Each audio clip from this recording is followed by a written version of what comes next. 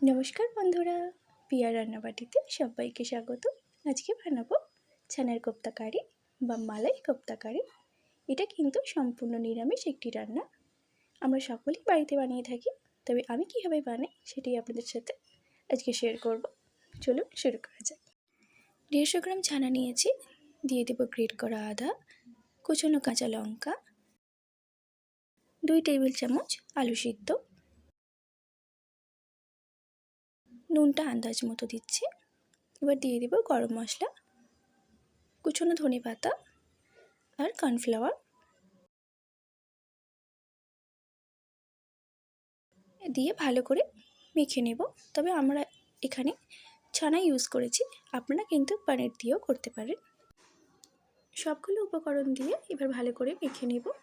যতটা ভালো করে মাখবে ততই কিন্তু ছানাটা স্মুথ হবে, তাহলে আমাদের কোপ্তাগুলো গড়তে সুবিধা হবে। এবারে আমি কোপ্তাগুলো করে নেব। তবে আমরা সাধারণত কোপ্তা কিন্তু গোল আকারেই করে থাকি, তবে আমি এখানে লম্বা লম্বা করব আজকে। আপনারা কিন্তু চাইলে গোলও করতে পারেন বা এরকম লম্বা করতে পারেন। এই যে দেখুন, এরকমভাবে করে নেব।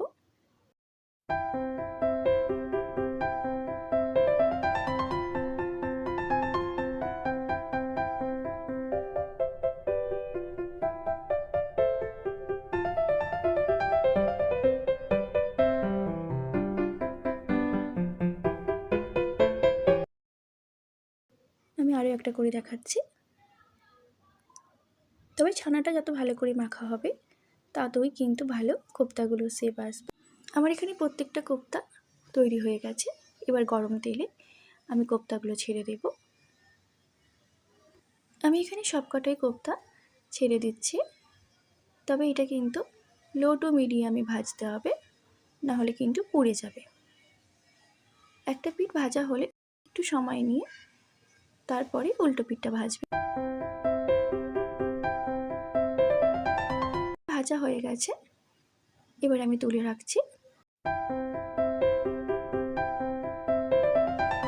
এবারে মিক্সিং জারে 2 টুকরো আদা, 4টে কাঁচা লঙ্কা, মাঝারি সাইজে টমেটো কুচি, এবার দিয়ে দেব 1/2 টেবিল চামচ জিরের গুঁড়ো,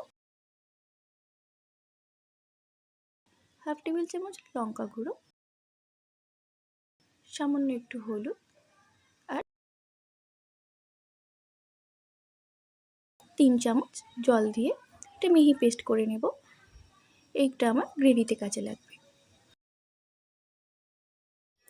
এবারে ফ্রাইং প্যানে গোটা গরম মশলা আর তেজপাতাটা ফোড়ন দেব।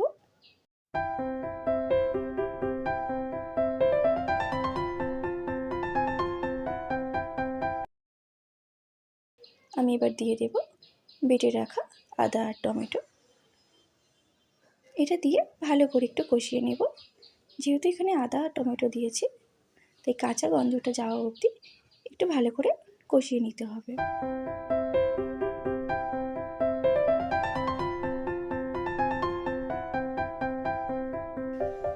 এই যে দেখতে পাচ্ছেন কষানো হয়ে গেছে, তেল ছেড়ে দিয়েছে।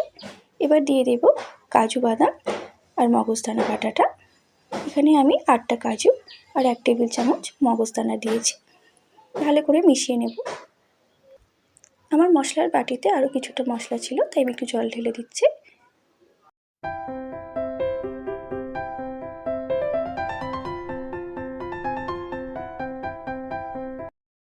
এবার দিয়ে দেব সামান্য পরিমাণে একটু নুন আর একটু চিনি। আমার মশলাটা নাড়তে নাড়তে কষানো হয়ে গেছে। এবার দিয়ে দেব 1 কাপ দুধ। এখানে আমি নর্মাল টেম্পারেচারে দুধ ব্যবহার করছি। দুধটা দিয়ে ভালো করে ফুটতে দেব।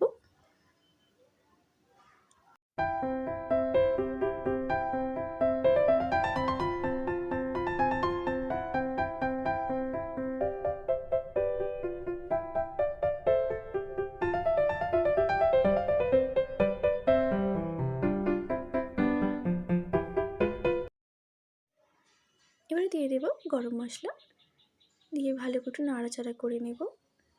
এবার দিয়ে দেব আগে থেকে ভেজে রাখা চানার কোফতাগুলো।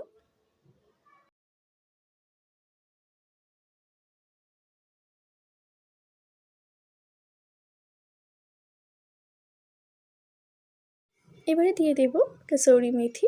এটা ড্রাই রোস্ট করে হাতের তালুতে ঘষে বা আঙুলে ঘষে তারপরেই কিন্তু ব্যবহার করবেন, তবেই কিন্তু এই গন্ধটা ভালো আসবে। রান্নাটা হয়েই এসেছে। এবার দিয়ে দেবো একটু ঘি দিয়ে আমি এবার গ্যাসটা অফ করে দেব। তবে আপনারা কিন্তু একটু ঝোল ঝোল থাকতেই অফ করে দেবেন, কারণ ছানার কোফতাগুলো আরও একটু জল টেনে নেবে।